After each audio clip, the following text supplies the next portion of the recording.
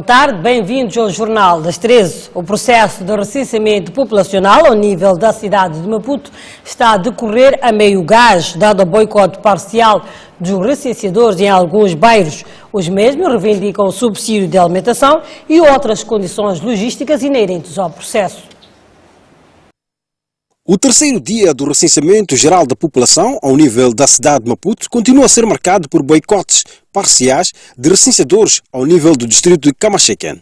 Nesta quinta-feira, o boicote foi registrado ao nível da sede do distrito, onde, no período da manhã, alguns recenseadores continuavam aglomerados para reivindicar o subsídio de alimentação. No entanto, o chefe do departamento, Milice Mohata, diz que o boicote deveu-se à falta de informação clara sobre os valores a serem pagos aos recenseadores. Aqui, em Machaquene, não foram entregues porque boicotaram. Outros bairros, se vocês forem percorrer a cidade, vão verificar que já receberam e estão a trabalhar. Aqueles que entenderam qual é que era a filosofia do pagamento, não tem problema. O processo que estamos a fazer agora é de fazer perceber que é assim como funciona aqui o mecanismo. Portanto, não é entregar todo o valor antes dele trabalhar. E com este boicote não vai comprometer aquilo que são os prazos, bem como o processo? Como é que está a situação? Nós acreditamos que não vai comprometer, porque as pessoas boicotaram sim, mas não foi todo o dia. Mesmo ontem recebemos dados dos processos contínuos, né? Digamos, diariamente nós temos tido informação de qual é o progresso diário da atividade. Então, tivemos mais de 70% de progresso das atividades do que estava previsto. Sim, sim. Já ao nível do bairro da Machaquene B, os recenseadores só se fizeram ao terreno por volta das 10 horas, depois de terem recebido o valor de 1.297 meticais cada um, correspondente à primeira parcela. Eles disseram que o valor é esse mesmo que nos deram de 1.227 e que só tem esse dinheiro para podermos trabalhar e 70% vamos ter já no final do trabalho. Sim, não chegamos já a nenhum consenso, então vamos ter que trabalhar sem água, sem alimentação. Ok, o que vocês reivindicavam, o que vocês queriam? Nós queríamos subsídio de alimentação. Ok. Sim, sim. Assim trabalham de manhã até tarde, sim? Sim, das 7 às 22. Sim, o primeiro dia foi assim, então resta saber os outros dias como será. Okay. De facto, nós tivemos já a informação da disponibilização dos valores dos primeiros 30% para os recenseadores e controladores e no mesmo dia procedemos o pagamento dos valores e concluímos na manhã de ontem. Todos os bairros, os recenseadores e controladores receberam e estiveram no terreno. Só houve uma pequena situação, vamos assim dizer, porque começaram a exigir o que não estava dentro do pacote que está plasmado para os recenseadores e formadores. Estavam a falar de algum subsídio ou de alimentação ou de comunicação.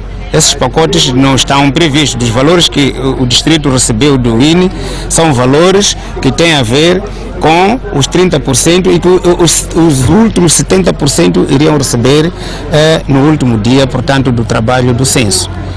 Apesar do início tardio, os responsáveis acreditam no cumprimento das metas. Penso que vamos nos redobrar, porque há resultados encorajadores. Mesmo no primeiro dia alcançamos bons resultados quando fizeram o trabalho. Penso que há de haver compensação.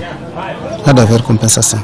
No entanto, apesar de ter-se pago os 30%, os recenseadores continuam descontentes, uma vez que, segundo eles, o valor atribuído é muito pouco para suportar as despesas de alimentação durante 15 dias. O Centro de Aprendizagem e Capacitação da Sociedade Civil diz que o governo deve melhorar os métodos de comunicação com as famílias reassentadas. Esta constatação é resultado de uma pesquisa realizada nos bairros Xamanculo C e Maguaniná, na cidade de Maputo.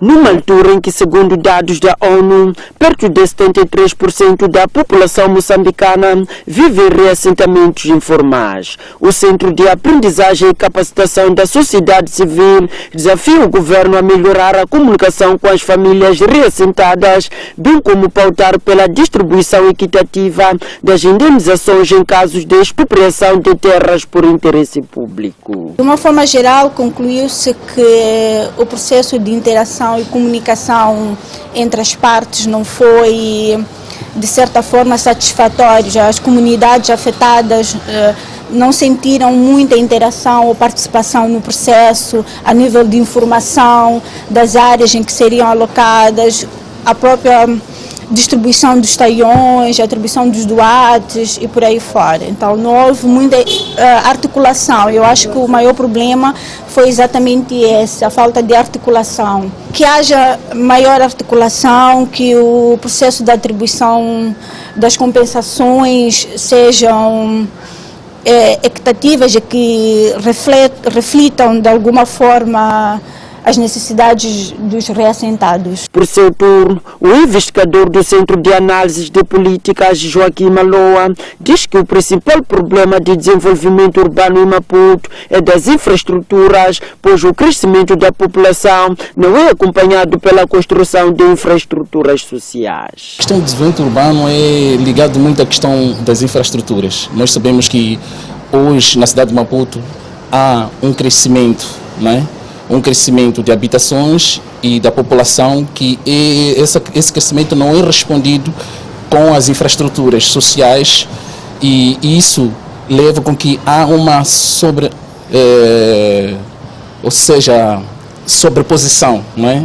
E que essa sobreposição tem que ser pensada numa perspectiva de que essas pessoas devem ter acesso a esse serviço, a essa infraestrutura. Então isso é um grande desafio que a cidade de Maputo, principalmente, que é uma cidade que tem um crescimento, que nós podemos dizer extensiva, não é?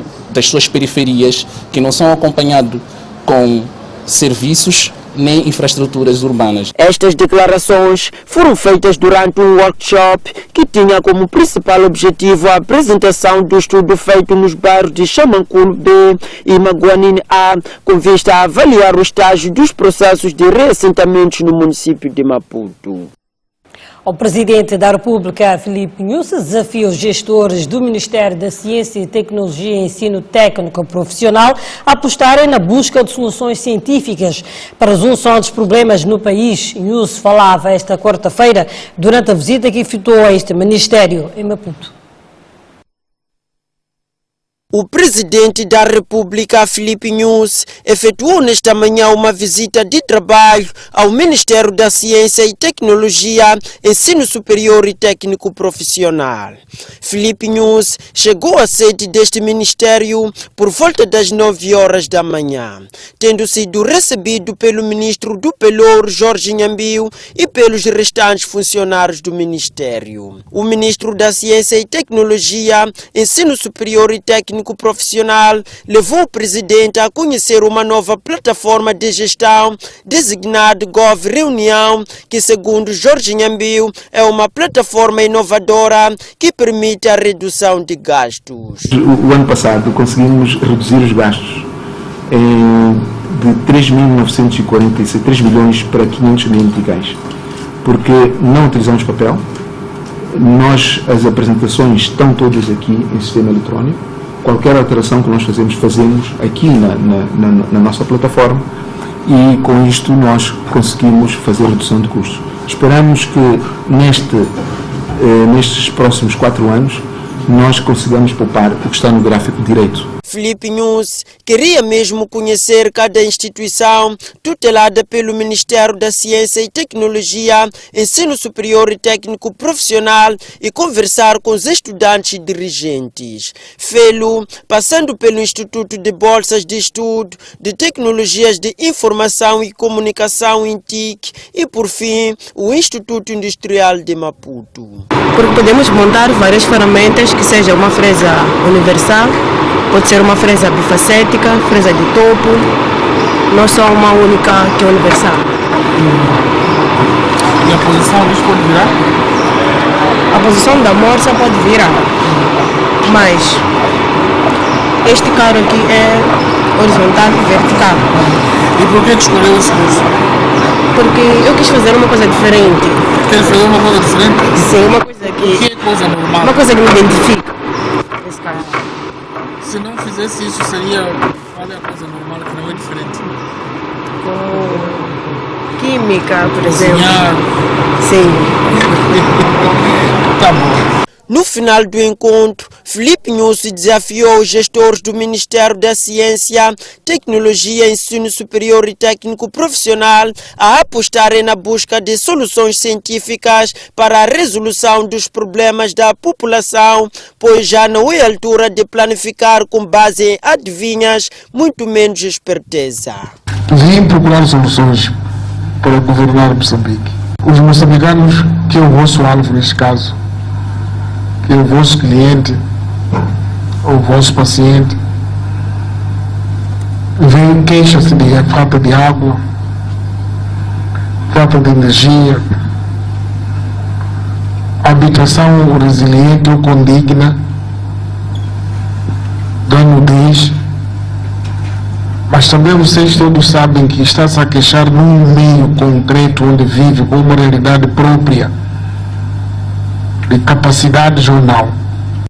Então este país tem no vosso ministério, neste caso os ministérios todos, os governos provinciais todos, devem encontrar no vosso ministério como um ministério de soluções, aquele que aconselha o que tem que ser feito, quando e como, porque detém instrumentos científicos para fazer isso. Ainda durante o Conselho Consultivo Extraordinário do Ministério da Ciência e Tecnologia, Ensino Superior e Técnico Profissional, Filipe Nhusi disse que este Ministério deve procurar fórmulas de resolver conflitos laborais em instituições públicas com vista profissional.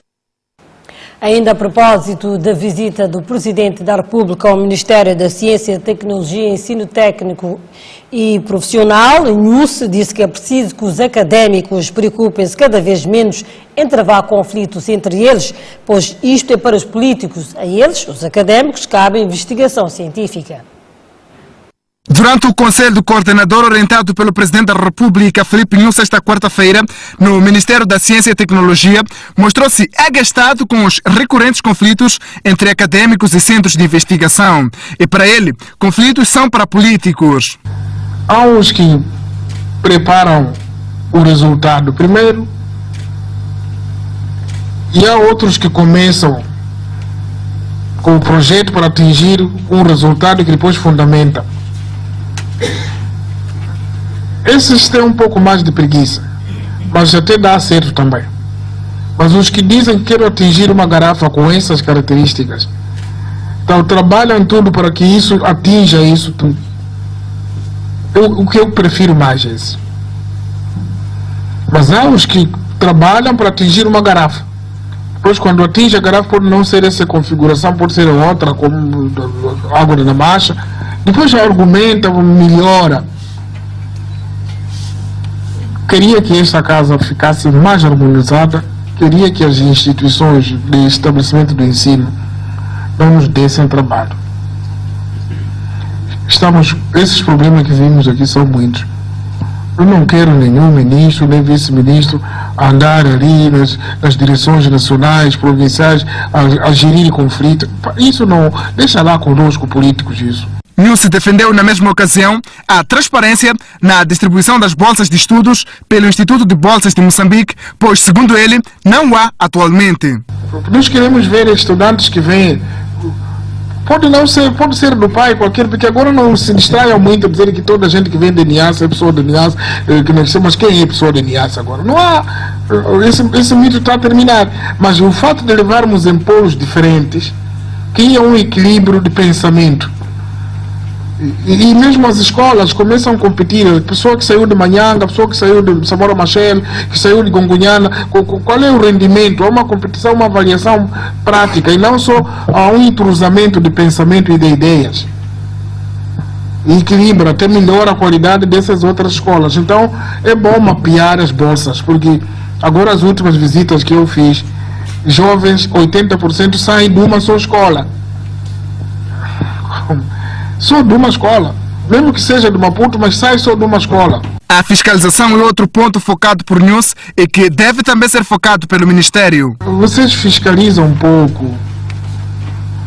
E que se não fiscalizam, vão ser fiscalizados.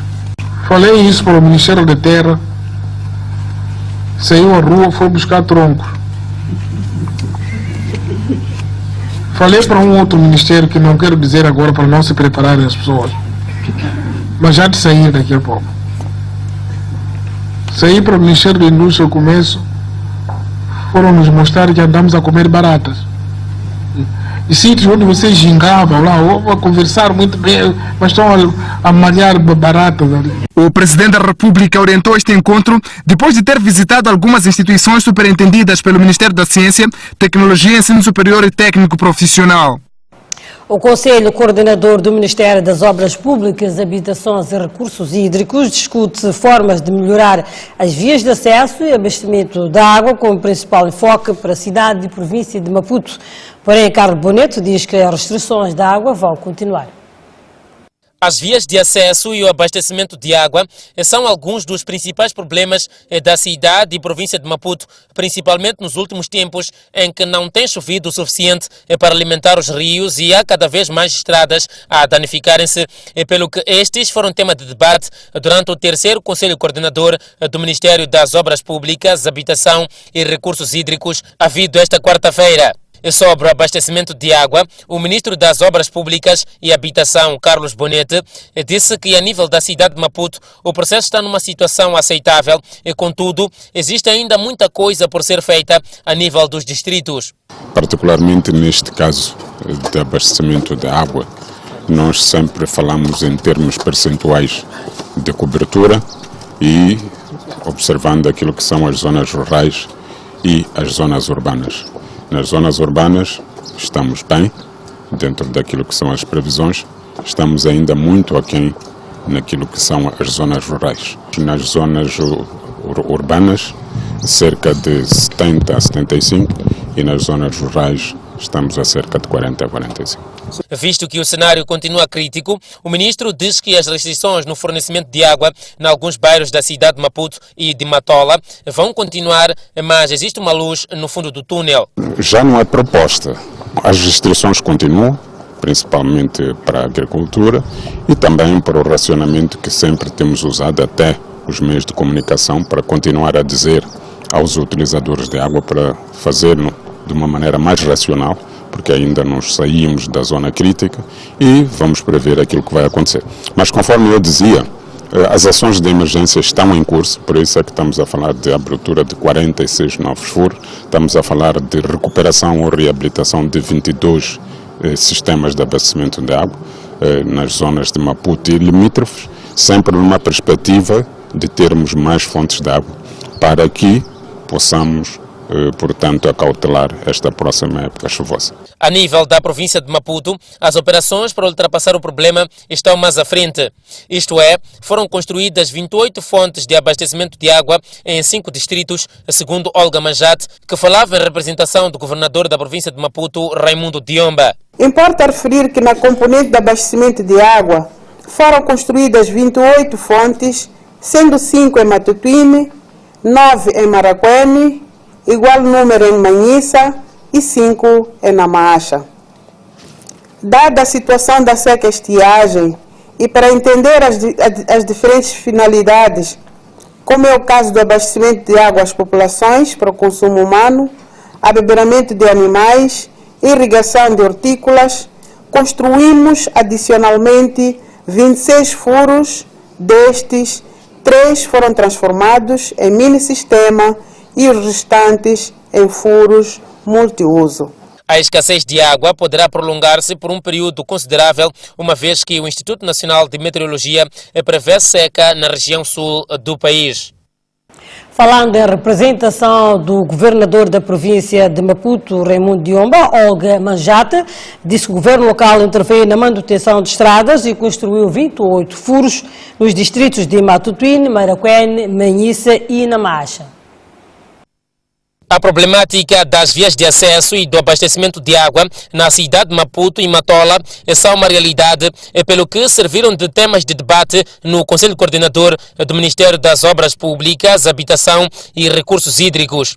Olga Majate destacou ainda a intervenção do governo local nas vias de acesso, que constituem um dos principais cancros quando se fala das cidades de Maputo e da Matola. Na componente de estradas e pontes, intervimos na manutenção de rotina de 753,8 km de estrada, sendo 501,8 km de estradas asfaltadas e 252 km de estradas não asfaltadas. Na manutenção periódica, intervimos em 97,1 km de estradas asfaltadas e melhoramentos localizados de 41,66 km de estradas. Neste Conselho Coordenador participaram os representantes dos governos distritais, os presidentes do município e a Ordem dos Engenheiros, entre outras individualidades. A Polícia da República de Moçambique neutralizou 2 militares que se dedicavam ao assalto com recurso à arma de fogo no bairro Maguanina, em Maputo. Na mesma sequência, um outro indivíduo está detido no comando da cidade, que atuava nos bairros de Machaquene e Pulana Caniço. Foi encontrado um jovem com essas armas e disse que são nossas. O jovem sumiu. Vocês não conhecem o jovem, não conhecem as armas? Conhecemos as armas também. Então, em que circunstâncias conheceram as armas? Pode contar? As armas conhecemos no quartel. No quartel? Sim. Vocês são militares? Sim. Eu não fui quem foi buscar as armas. Quem pode dizer isso foi ele quem foi buscar. Mas vocês estiveram lá todos envolvidos? Não. Qual era vender, era fazerem assalto? O que queriam fazer? Nem todos estávamos envolvidos. Foi encontrado roubei telefones. Os outros 2 jovens, portanto, foram detidos na posse daquelas 2 armas de fogo do tipo AK-47. Infelizmente, existem alguns criminosos infiltrados, portanto, nas fileiras das Forças de Defesa e Segurança. Exemplo daqueles 2 jovens que são militares, eles subtraíram ou furtaram aquelas armas de fogo no Centro de Instrução Militar de Munguinho, com a finalidade exatamente de praticar atos criminais. Portanto, é um grupo de 3 elementos. Neste momento foram detidos aqueles 2 e encontra-se fugitivo o 3º elemento, portanto, que segundo as informações que os 2 detidos dão agora, é o cabecilha, portanto, do grupo. O Banco Mundial alerta que a dívida pública moçambicana é insustentável. Prevê na segunda parte do jornal. Vamos ao intervalo.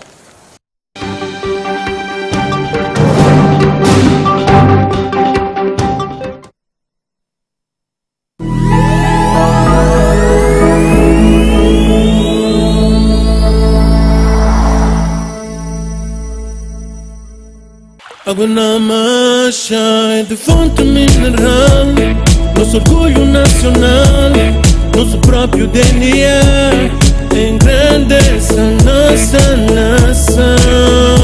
Na marcha, faz tão bem. Na marcha, faz tão bem.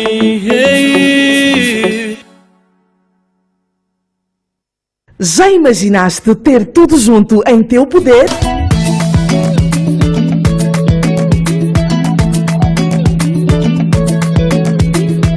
Com o serviço Vivo da Movitel, tu podes efetuar chamadas dentro e fora da rede, enviar SMS e navegar com muitos megas, ativando um único pacote. Com o Vivo, tu ganhas bónus por registrar o serviço para um número à tua escolha. Tenha o poder de tornar vivo o teu crédito na Movitel. Ativa já o teu melhor pacote via *155 Cardinal.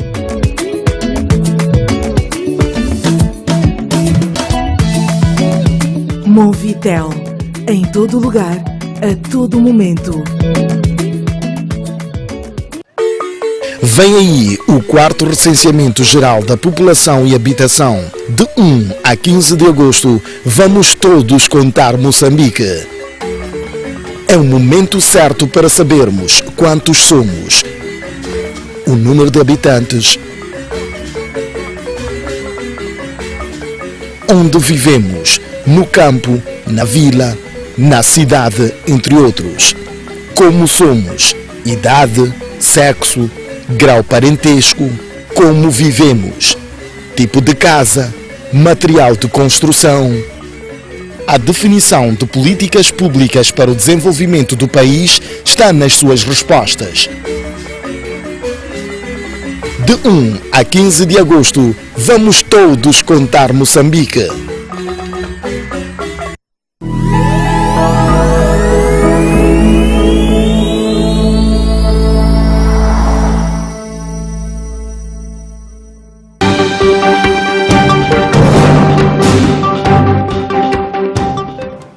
Mais uma vez, boa tarde. O Banco Mundial alerta que a dívida pública moçambicana é insustentável, apesar de reconhecer os progressos feitos em algumas áreas, como, por exemplo, a reforma dos subsídios.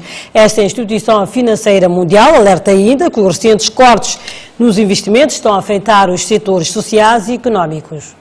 A economia moçambicana fez progressos, mas o peso da dívida pública do país continua a ser insustentável.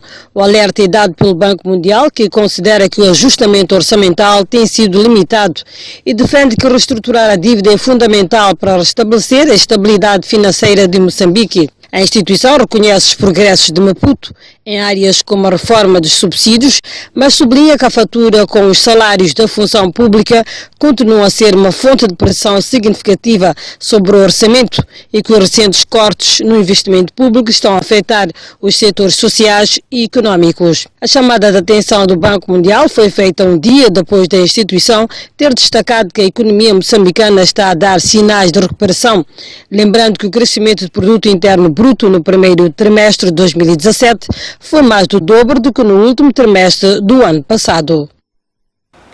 E no Brasil, Michel Temer evita a acusação de corrupção depois de ter sido acusado formalmente pela Procuradoria-Geral da República do Brasil.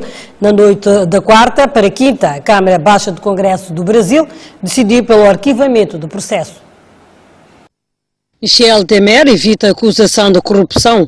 O presidente do Brasil foi formalmente acusado do crime de corrupção passiva pela Procuradoria-Geral da República do Brasil, mas na noite da quarta para quinta-feira, a Câmara Baixa do Congresso do Brasil decidiu pelo arquivamento. Temer conseguiu mais de 2/3 de votos necessários e foi salvo de enfrentar um possível julgamento no Supremo Tribunal que poderia conduzir à sua destituição. Michel Temer foi denunciado em junho por executivo do grupo JBS. Nos depoimentos que deram à Procuradoria-Geral, os membros da JBS confessaram que subornaram o chefe de Estado brasileiro para que a empresa recebesse favores junto de diversos órgãos do governo. Na Venezuela, a participação na controversa eleição do domingo da Assembleia Nacional Constituinte foi manipulada, segura a empresa responsável pelo escrutínio. A Comissão Eleitoral avançou com uma participação de 41,53%, referente a 8.089.320 eleitores, dos cerca de 19,5 milhões que compõem os cadernos eleitorais venezuelanos. O diretor executivo da Smartmatic, a empresa responsável pela contagem dos votos, garante ter havido menos 5% de registro do que os anunciados pela CNE e acrescentou que uma auditoria iria permitir saber com exatidão a participação. Estimamos que a diferença entre a participação real e o número avançado pelas autoridades é de pelo menos 1 milhão de votos. É importante sublinhar que isto não teria ocorrido se os auditores de todos os partidos políticos tivessem estado presentes em todos os momentos da eleição, afirmou António Mújica, CEO da Smartmatic. A eleição da Constituinte foi anunciada a 1 de maio pelo presidente Nicolás Maduro e o resultado alcançado este domingo foi celebrado como um triunfo pelos apoiantes do chefe de Estado do governo venezuelano, apesar das críticas da maior parte da comunidade internacional. A União Europeia, Portugal incluído, recusa reconhecer a legitimidade da Assembleia Constituinte venezuelana, cuja tomada de posse foi anunciada para esta quinta-feira. O Ministério da Juventude, Desportos e a Universidade Eduardo Mondlane procuram soluções sustentáveis para a gestão de instalações e infraestruturas desportivas no país. Alberto Coutumula, Ministro da Juventude e Desportos, considera que a parceria com o meio académico vai servir de plataforma para encontrar respostas científicas à problemática de gestão de infraestruturas desportivas. Maputo é palco desde esta quarta-feira da Conferência sobre Gestão de Infraestruturas e Instalações Desportivas. A eficiente gestão das instalações e infraestruturas desportivas, de modo a melhorar o rendimento do desporto nacional, virado para a promoção de saúde, qualidade de vida e bem-estar da população, é a questão de fundo desta reunião. Falando no ato da abertura da conferência, o ministro da Juventude e Desportos, Alberto Coutumula, disse que o encontro deve trazer respostas adequadas para a melhoria do Parque Desportivo Nacional.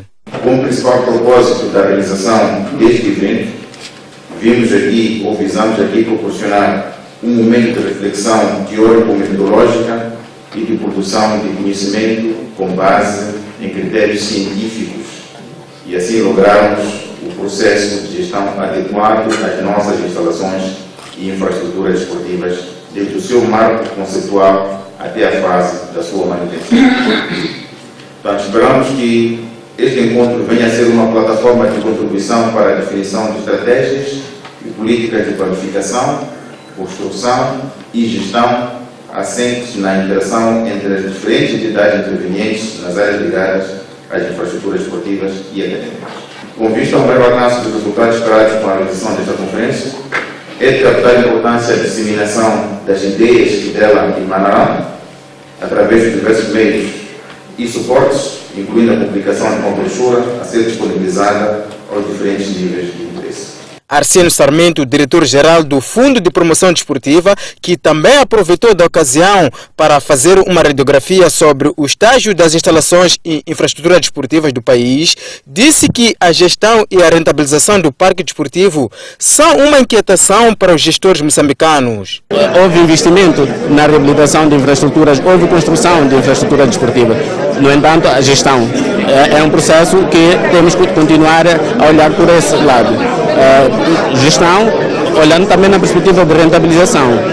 Temos o exemplo do Estádio Nacional do Zimpeto, que muitas vezes se diz que é um elefante branco, mas é um elefante branco que está -se a tornar preto, porque a perspectiva que temos e no dia a dia é lutar, fazer com que esta infraestrutura siga processos de gestão modernos, de rentabilização, siga os padrões de economia, e por isso é que temos a satisfação a nível do Fundo de Promoção Desportiva de ter, por exemplo, a Faculdade de Economia ligada a este seminário. Portanto, nós queremos ligar os vários vetores que têm a ver com a durabilidade, o ciclo das infraestruturas, os fatores de concepção das próprias infraestruturas, para que não haja eventualmente investimentos muito sérios e que depois tenhamos uma infraestrutura que não tenha o devido uso. O evento, com duração de 2 dias, conta com a participação de representantes de diversas instituições acadêmicas, desportivas e federações. E o ponto final, a presente edição do Jornal das 13. Gratos pela atenção dispensada.